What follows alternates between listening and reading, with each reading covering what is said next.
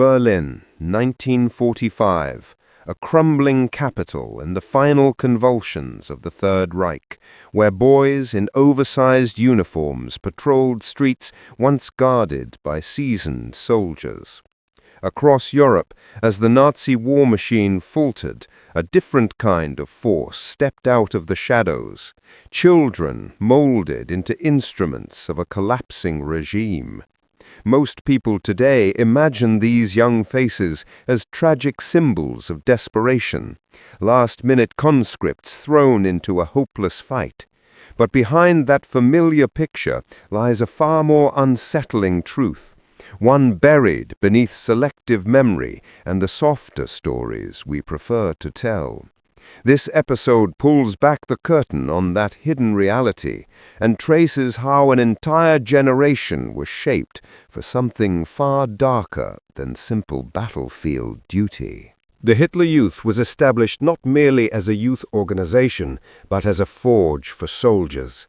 From its inception, the organization was designed with a singular purpose: to prepare Germany's young people for total service to the state and, when necessary, for combat. The training regimen was comprehensive and deliberate. Physical conditioning merged seamlessly with military instruction. Young members learned to handle weapons, studied tactical movements, and participated in exercises that mimicked battlefield conditions. But the physical training represented only one dimension of their preparation. The ideological indoctrination proved even more powerful. The organization subjected its members to intensive psychological conditioning, instilling unwavering loyalty to Germany and the National Socialist ideology. The combination of physical rigor and ideological programming produced results that would prove more severe than many could have imagined. The young people raised within this system absorbed a worldview that placed duty to the state above all other considerations, including basic humanity and the established conventions of warfare. Popular understanding suggests that the participation of underage combatants in the war became possible only through the implementation of total mobilization. As Germany's military situation deteriorated, the narrative goes, the regime called upon everyone, from the youngest to the oldest, to defend the homeland. This explanation contains truth, but it obscures a more disturbing reality. Sufficient evidence exists to demonstrate that Hitler Youth members appeared in combat roles and in occupied territories considerably earlier than the final desperate days of the war. Members of the organization were documented on occupied Soviet territory as early as 1943. In that same year, the SS system created the 12th SS Panzer Division Hitler Youth.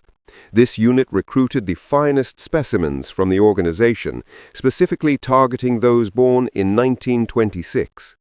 According to military historian Zaleski, by summer of 1943, more than 10,000 young men had already gathered in specially created training facilities to prepare for assignment to this division. But the division represented only the most visible manifestation of Hitler Youth military involvement. Members of this Nazi youth organization distinguished themselves not only in conventional combat operations, but also in actions of a far more troubling nature. In occupied Lviv, members of the Hitler Youth participated in exercises that violated every principle of civilized warfare. They trained using living human beings as targets. The pattern was methodical and cruel.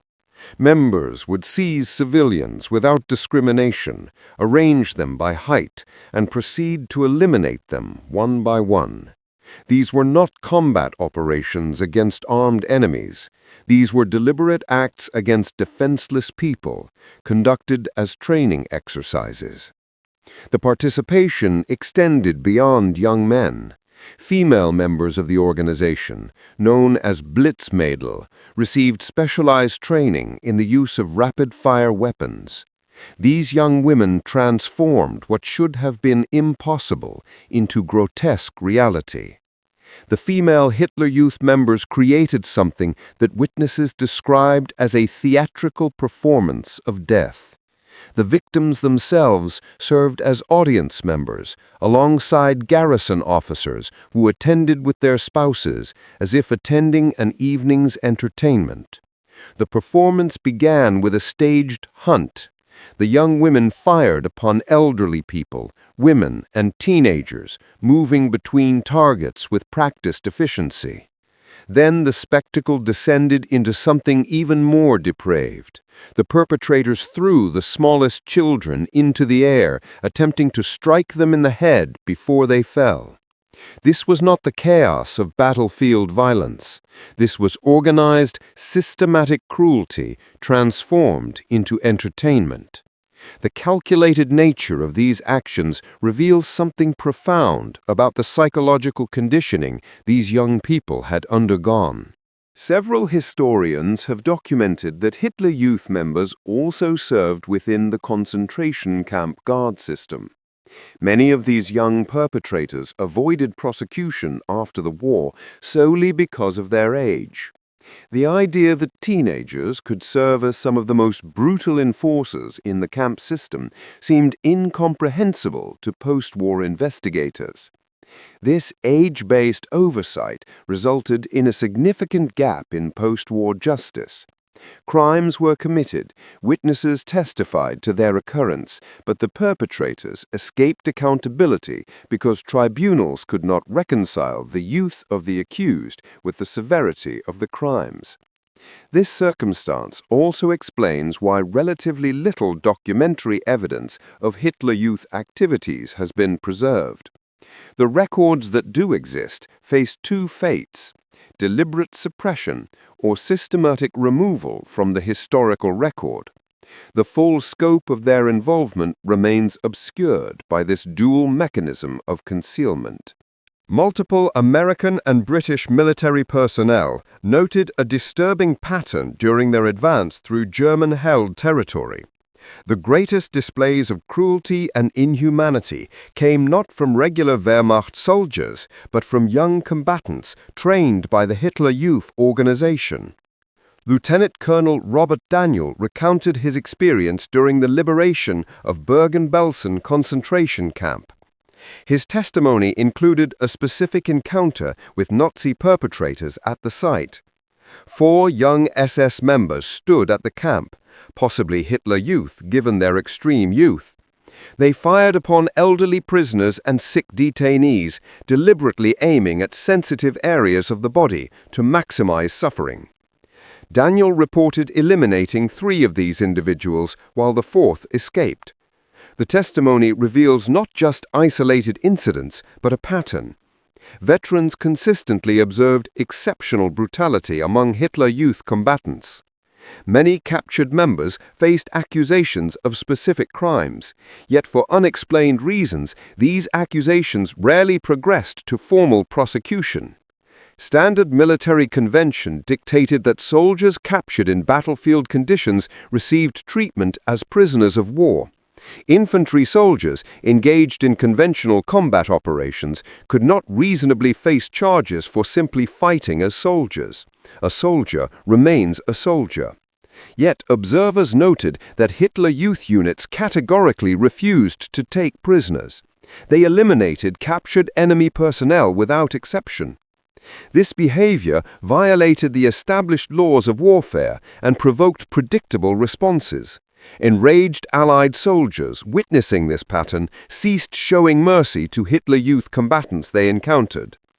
The claim that these were unfortunate German boys forced against their will into military service collapses when confronted with evidence of their battlefield behavior.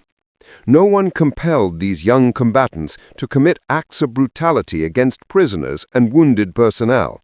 Furthermore, historical records indicate they volunteered for military service rather than being conscripted. Hans-Dietrich Nikolaisen, a former Hitler Youth member, provided detailed recollections of his unit's mobilization. His account offers insight into both the material conditions and psychological state of these young combatants. The unit received French rifles of extraordinary length. Without proper ammunition pouches, members stuffed cartridges into their coat pockets. Each person carried a grenade launcher with charges crammed into trouser pockets. Hand grenades were tucked into belts. In this improvised state, they departed for their positions.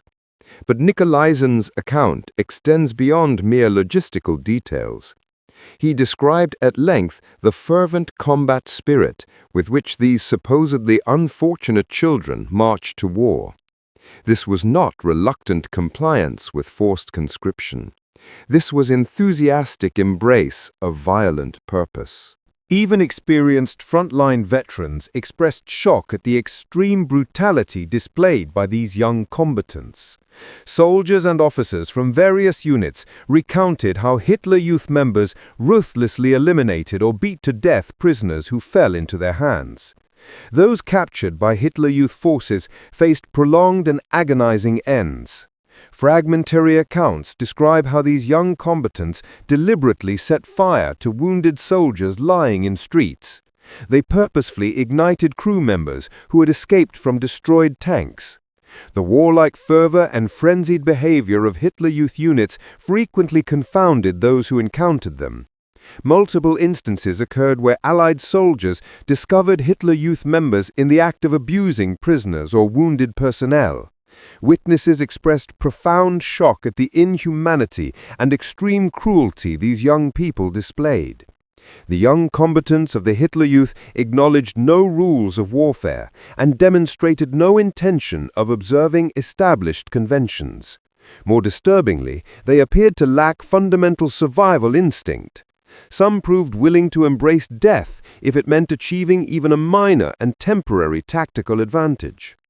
One participant in the Battle of Berlin recounted an incident after the war that illustrates this mentality.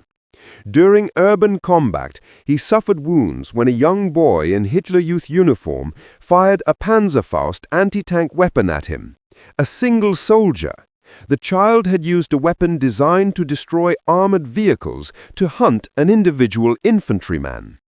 The Red Army sustained substantial casualties during the battle for Berlin. A significant portion of these losses resulted from Hitler Youth combatants who employed ambush tactics against Soviet forces.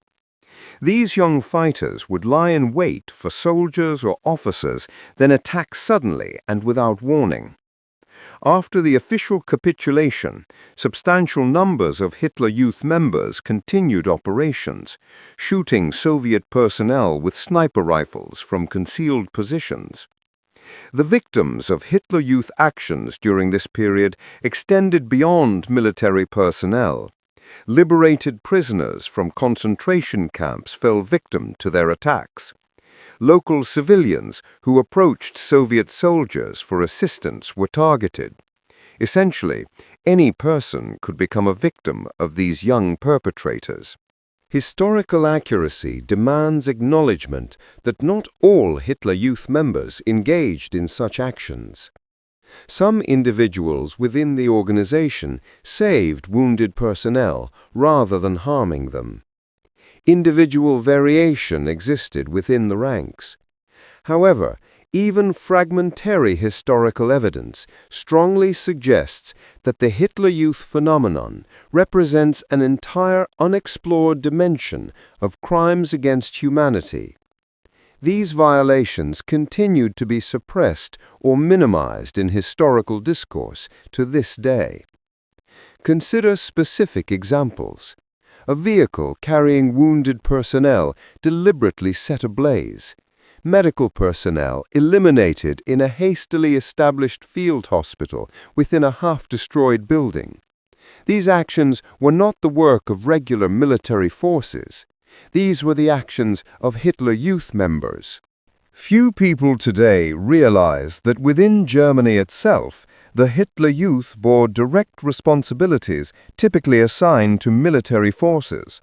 These included traffic regulation, area sweeps, control operations, detention and arrest functions.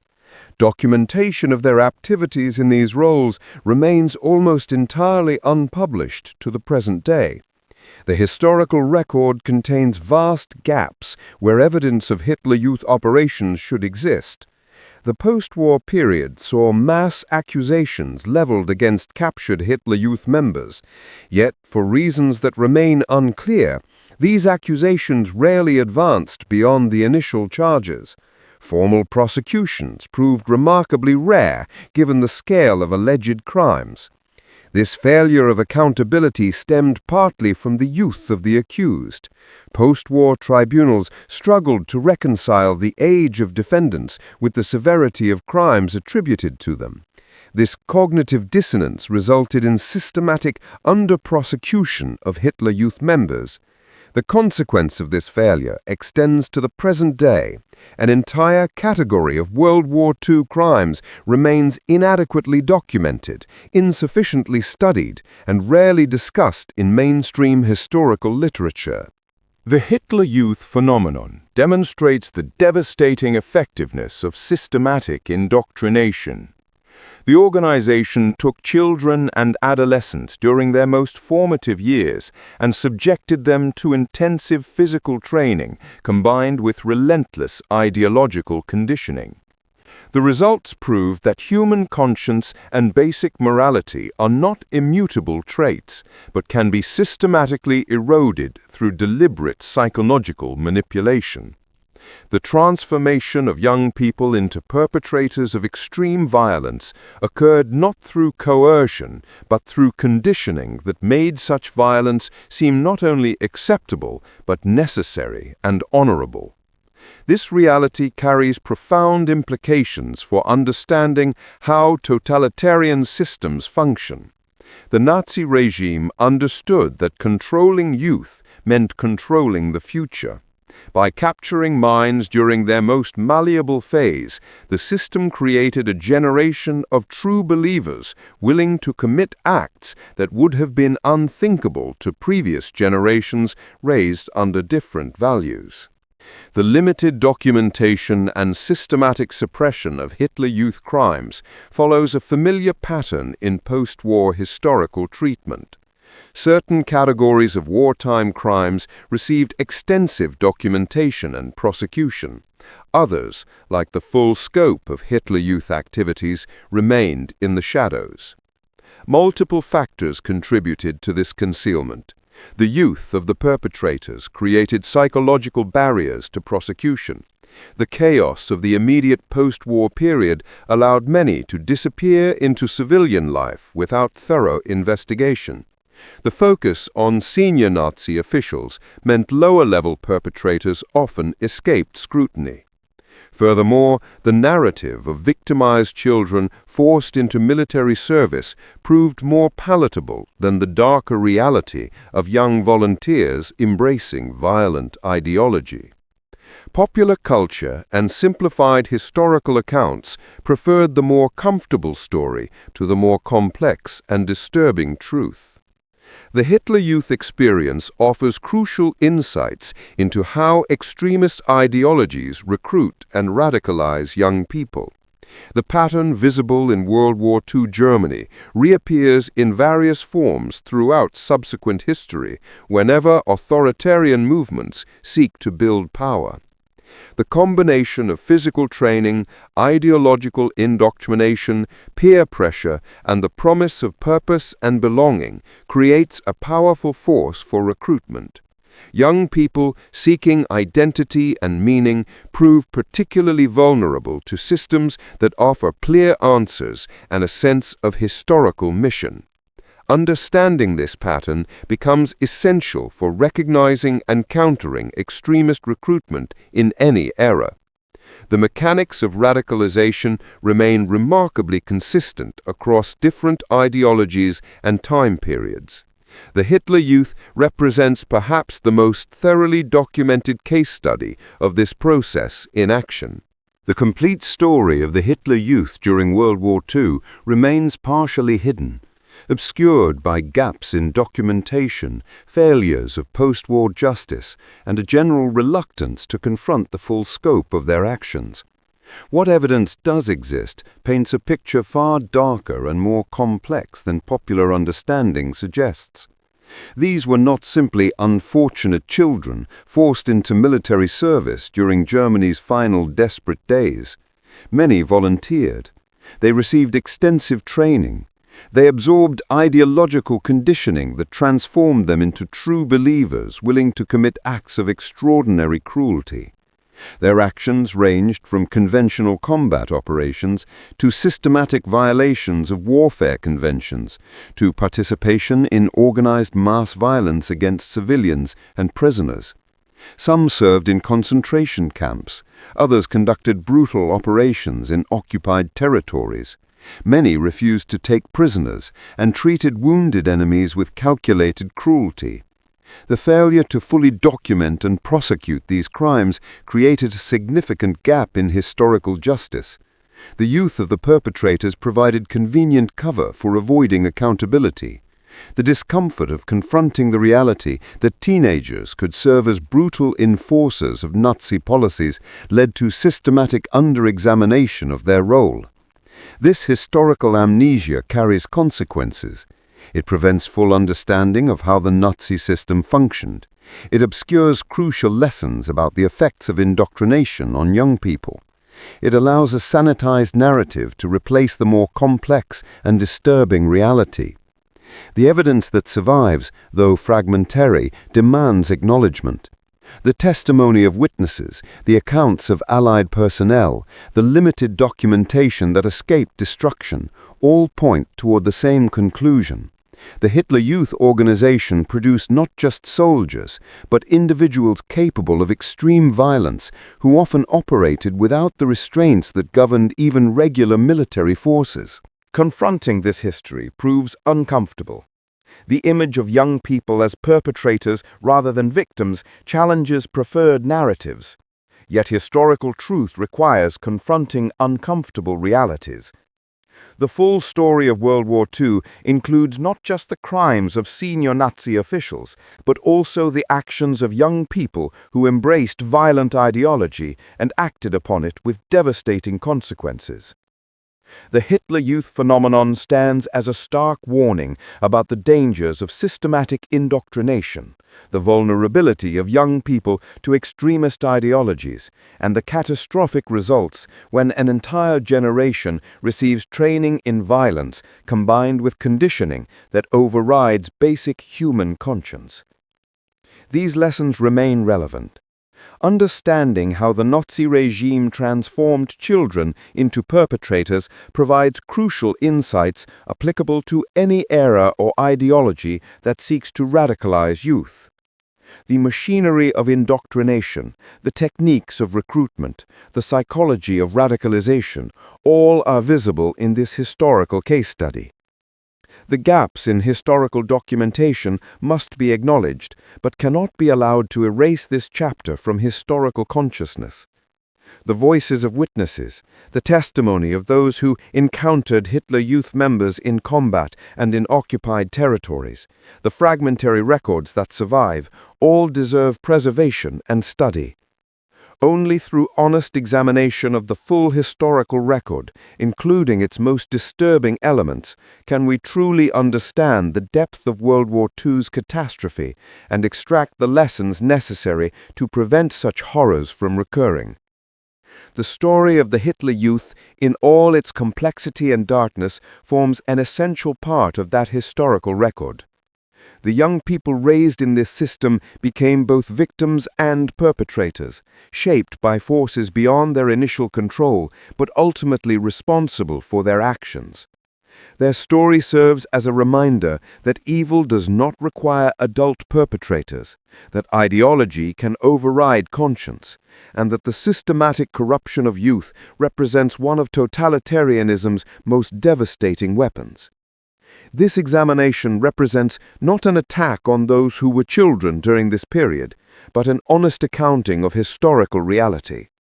Understanding what occurred, how it occurred, and why it occurred provides the only foundation for ensuring such patterns never repeat. The truth may prove uncomfortable, but it remains essential.